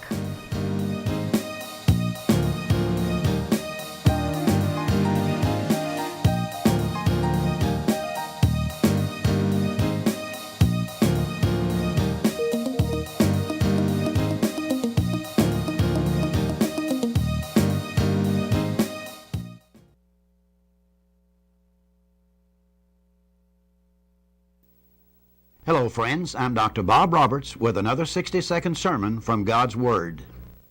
The Bible says, "For I have learned in whatsoever state I am therewith to be content." Someone early in my life said to me, "Experience is a good teacher, but it is a costly teacher." That is true, but that is the way most of us learn how to handle life situations. Paul had suffered much, but he said he had learned to be content. Many have misinterpreted this verse of Scripture. It does not mean that in the reverses of life we are simply to accept them and to be satisfied. It does not mean that when you are sick not to go to the doctor, or when you are hungry not to try and get food, or when you lose your job not to go and look for another one, or when your house burns down not to try and find another one. The word Paul uses here for contentment suggests to act independently or with self-sufficiency. What the Apostle Paul means is that we're not to be satisfied with the problems that we face in life, but we're not to be controlled by those problems. It means we're to act independently of them. As someone has said, if life serves you lemons, then make lemonade out of them. Paul realized that as a believer in Christ, we had an inner strength and power to rely upon. That is why he says later, "I can do all things through Christ who strengthens me." With Christ, we do not have to be controlled by our problems, but we can take control of our problems. Today's 60-second sermon has been presented by Christian Foundations of Faith in cooperation with the Baptist churches in your area. Haven't updated your information recently? Well, kick off the new year as a winner. RF&G Insurance is giving you a free chance to win every month. Entering is easy. Just chat with us on WhatsApp and update your information. That's it. You'll be automatically entered into our monthly raffle for a chance to win awesome prizes. Don't wait. Message us on WhatsApp and update your info today. RF&G Insurance. It pays to get it right.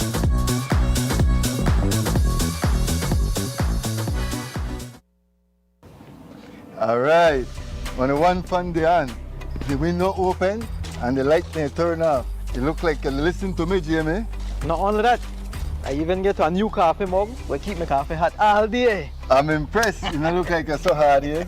Better than that, BL can change my meter to one of their new smart meter. They call it the AMI. Oh, I hear about it on TV for BL. How do you know? Yes, man. It don't reach the man better to change it right now. Let's go check it out. Hey guys, I'm almost done here. So that when you reach my area? We're upgrading meters across Belize, house by house, business by business. Always look out for BL logo, uniforms, and IDs. BL will make you know when we're in the area. The EMI meter rollout is a part of BL strategy to modernize our energy services. You don't need to come in at my house, right? Come in at your house, boss, only if you got something good for you. BEL, bringing you a brighter tomorrow. Need a fresh new kitchen, flip that switch ignition. G appliances shine. Every knob, every line, all align and turn the shower on. Feel gold, cooler in the chrome. So bold from the ties to the tiny screws. We've got the wow you'll choose. All in one place, Design Depot. Everything you need for the life you want. Let's go. From the floor to the paint to the patio glow. Build it up, light it up. Watch your dream home grow. All in one place. All in one place. All in one place. All in one place. All in one place. Design Depot, all in one place.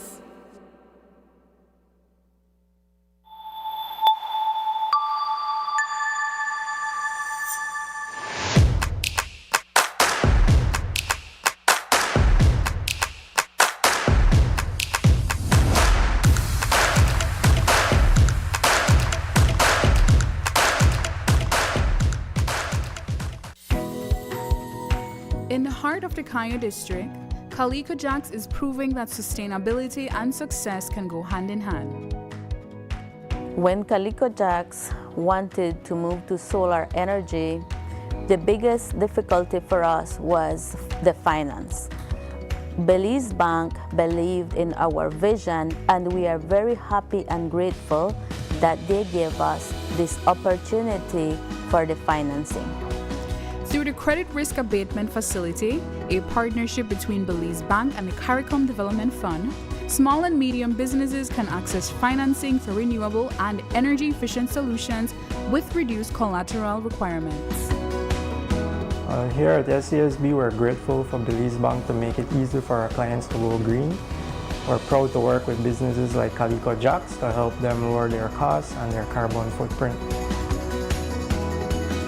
At Belize Bank, we are powering Belize's transition to renewable energy, one business at a time. Together with our partners, we're making sustainable financing accessible for all.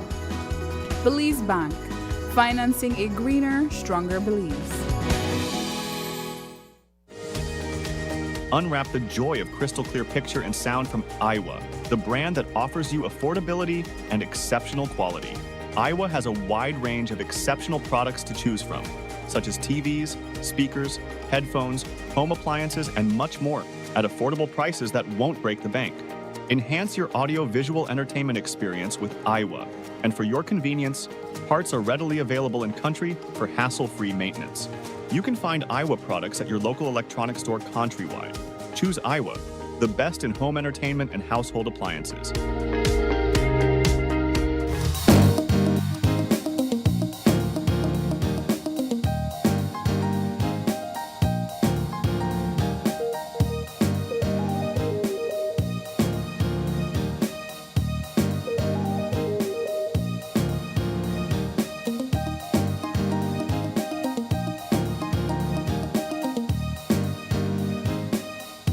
Welcome back. We are back, and it is the final conversation for this morning, but certainly not the least.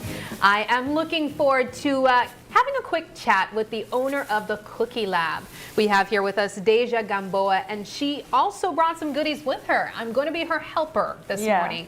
Deja, thank you so much for joining us. Welcome to Open Your Eyes, and it's a pleasure having you here. Thank you for inviting me. So before we jump into it, I want to learn a little bit about you, right? So you are an entrepreneur, you're a student, you're currently pursuing your associate's degree, and you're also really challenging yourself by putting your business out there. When did the Cookie Lab begin?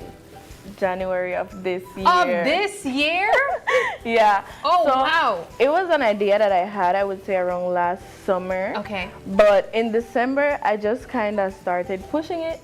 I created my logo. Because on Christmas break, I had a lot of free time on my hands.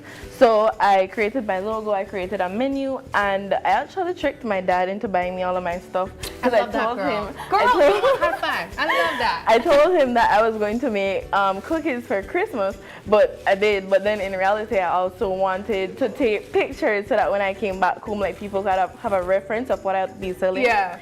So guys, take notes. Yeah. She just showed some real finessing right there. But you know what? I have to really highlight quickly how impressive it is or how great it is even to have an entrepreneur on the show who really pushed themselves this year. Oftentimes we would have entrepreneurs on the show and they would say, you know, this idea or this business was birthed in the pandemic. You know, when you had all that free time in the pandemic and quarantine, but you decided to push yourself in 2026. Did you always love baking? No, but I've always loved cooking. Oh, okay. So, but did you always love cookies? Oh, yes. Okay. Yes.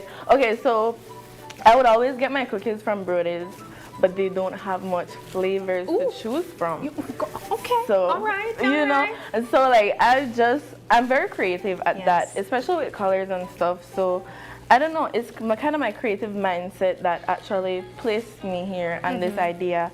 So it's really just that. So you wanted to fill a gap and provide variety. Yeah. And you are doing just that by showcasing 5 different flavors of cookies this morning. And as I mentioned in the start, I will be assisting in decorating or giving some touching up to 2 of them, 2 of the 5 this morning. What did you bring?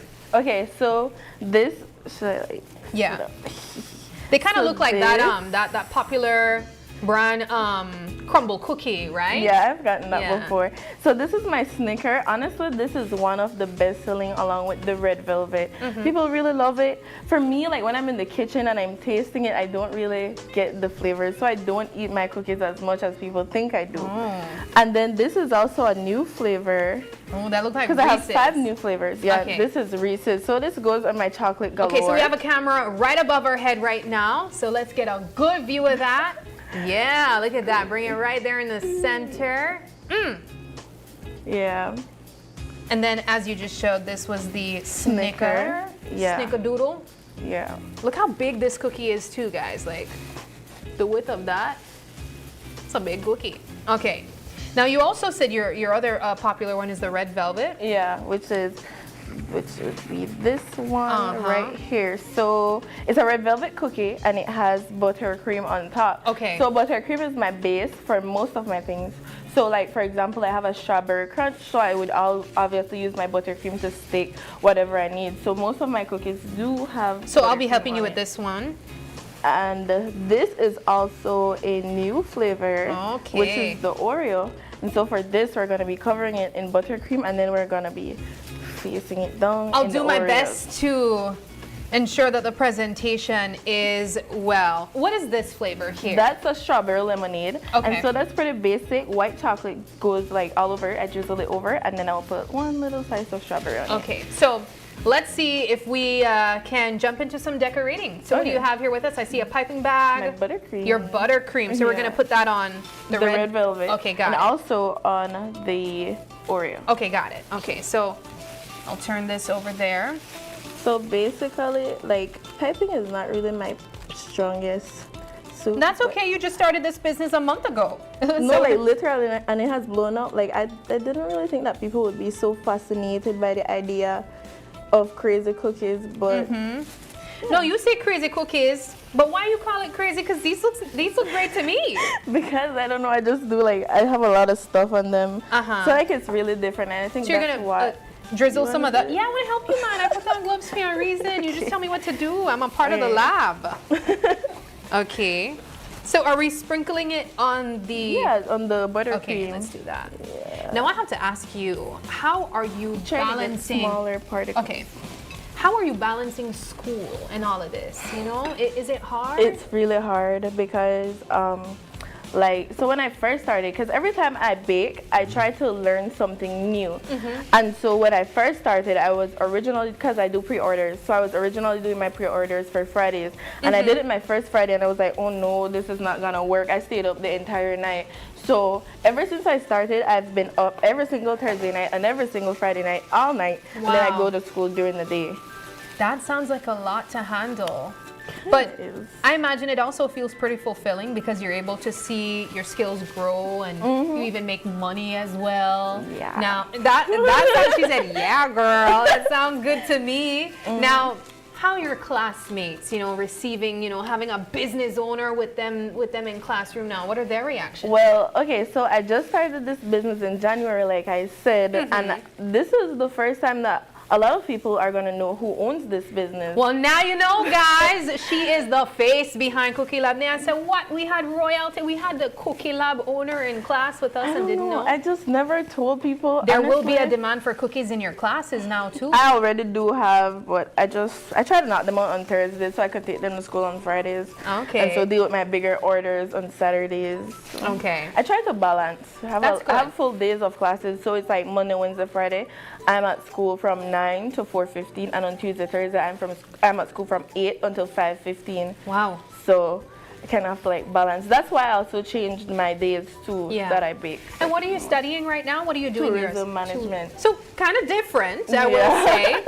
Are you planning to merge both of these worlds together in some way or another? I do hope so, because I do plan on expanding eventually. Because for right now, it's just myself and my mom who helps me a little bit, and then I have my 2 close friends who would come over and try to help me. But the times that I'm in the kitchen, they aren't really available, because I'm baking at 2 a.m. Who will be up with me at 2 a.m. baking and washing dishes and all of that? I know what you mean, girl. All right, so we are over at the Oreo cookie. Yeah. And you are, yes, I would love to. Let me help you. Yes. All right.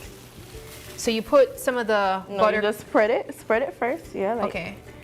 Like all over. Okay. Okay. I just want to do the right thing, you know. Yeah, like this. Just spread it all over. All right, got it. Because you need to stick the Oreo on top. It's my new flavors. The strawberry lemonade is also a new one too. I launched 5 new flavors this week, which was the Biscoff, the Oreo. Girl, Biscoff has blown up. Yeah. You TikTok lovers, I'm sure you've seen some type of Biscoff recipe somewhere.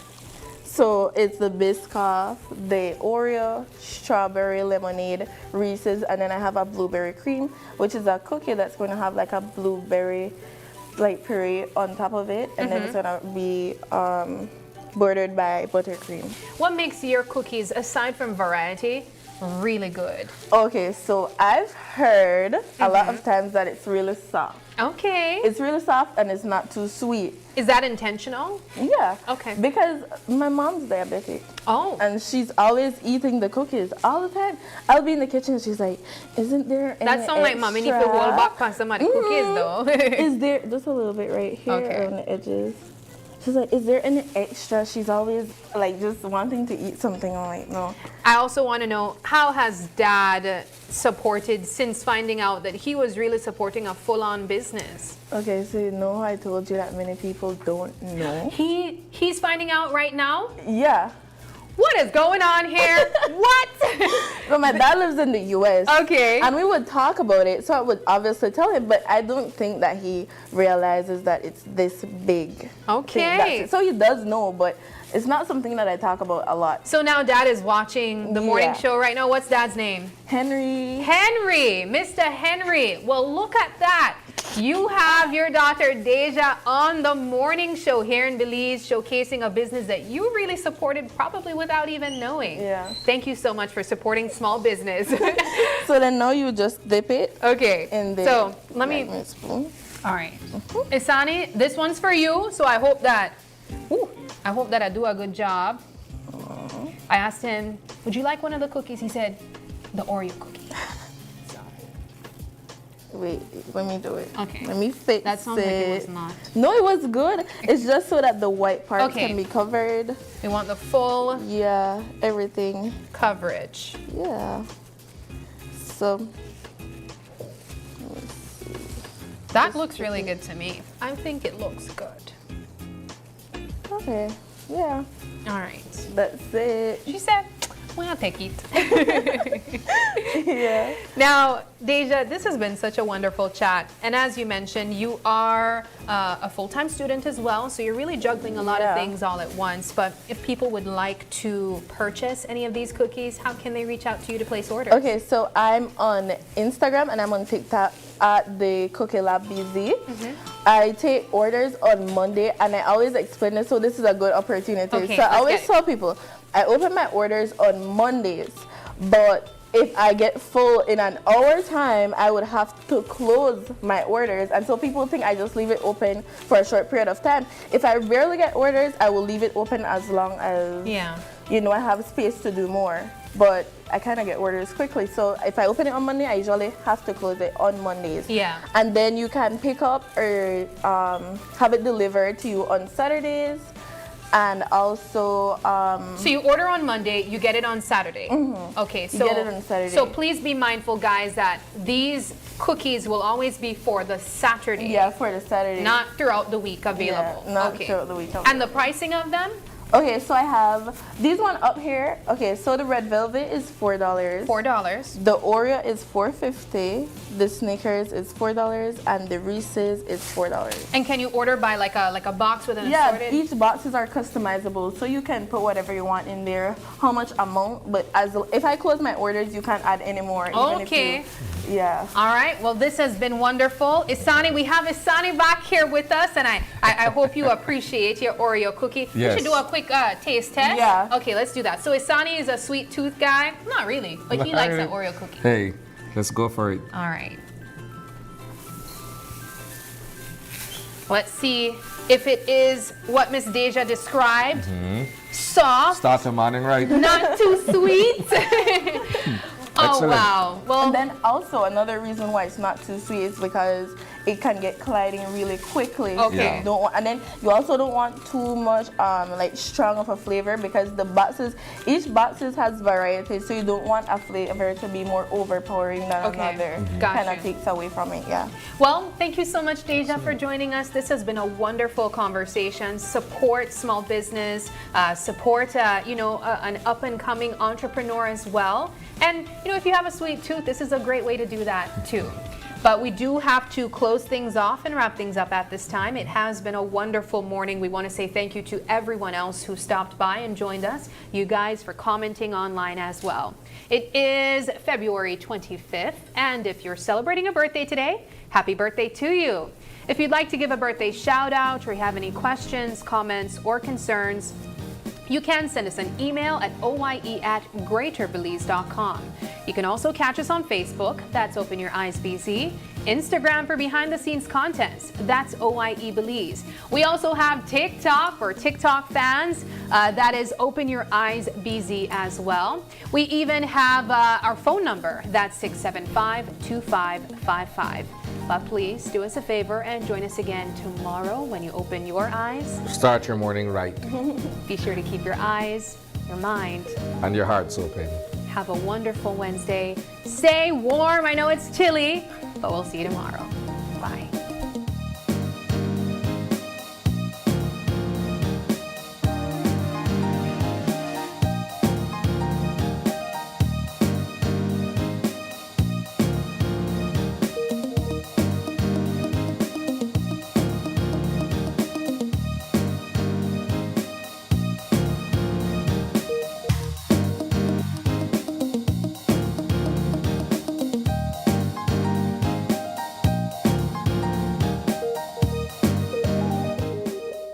Open Your Eyes was brought to you by the Belize Bank, our country, your bank, and Smart, bringing people together.